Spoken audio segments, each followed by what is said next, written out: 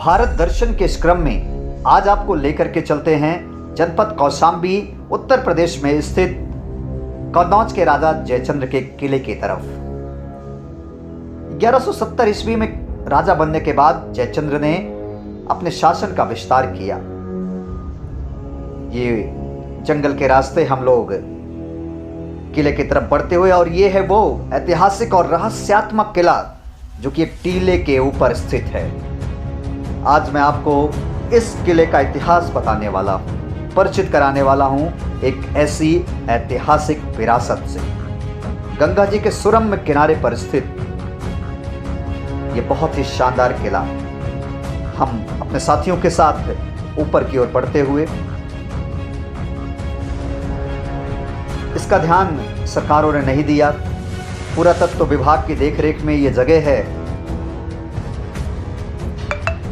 ऊबड़ खाबड़ रास्तों के जरिए हम ऊपर की तरफ टीले की ओर चढ़ते हुए, एक मिट्टी को काटकर सुरंगनुमा रास्ता बनाया गया है और इसी के सहारे हम अपने साथियों के साथ ऊपर जाते हुए। दीवारें टूट चुकी हैं, कोई रख रखाव नहीं है, अपने आप में एक ऐतिहासिक विरासत है ये। साथियों नमस्कार।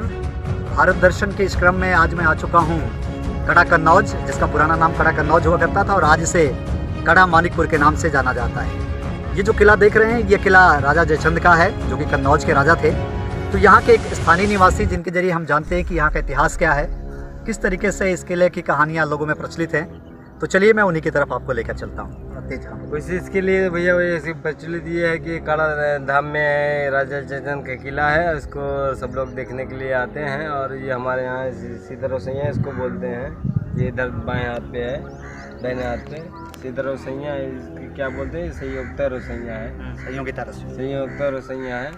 और इधर ये साइड में देखा है, जूम कीजिए, इधर देखिए दिखाई दे रहा है, ये अपना किला पेरू बोलते हैं इसको, कोलू।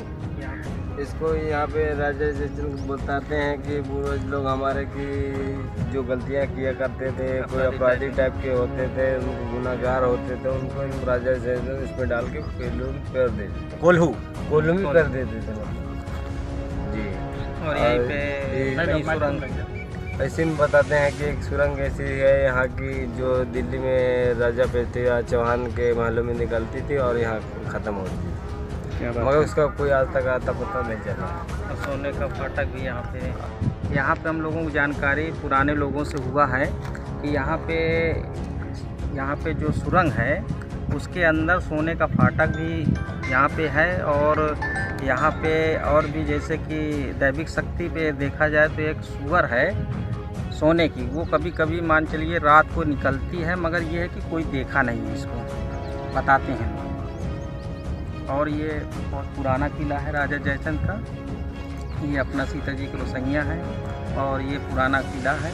अभी आपने यहाँ के स्थानीय लोगों से यहाँ के बारे में प्रचलित किंवदंती और धारणाओं के बारे में जाना।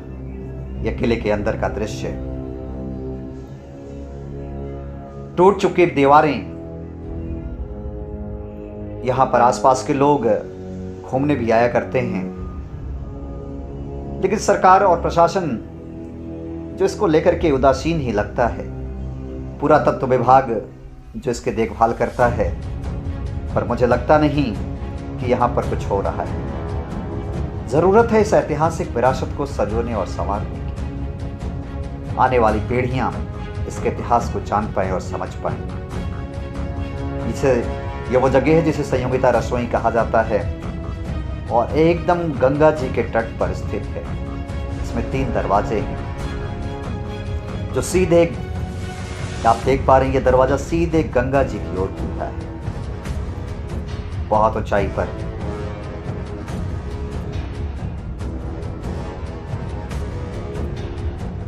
रास्ते नहीं हैं, इसलिए आने वाले लोगों को भी बहुत कठिनाई होती है और यही वजह है इस ऐतिहासिक विरासत का अस्तित्व भी खतरे में पड़ चुका है।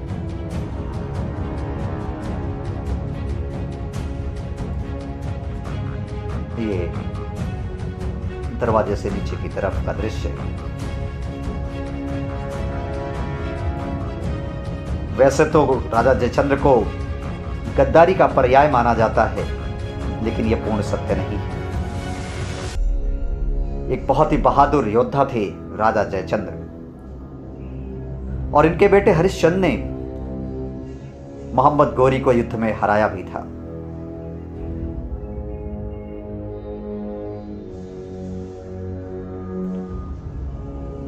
यह है शानदार किले से ऊपर से आसपास का दृश्य।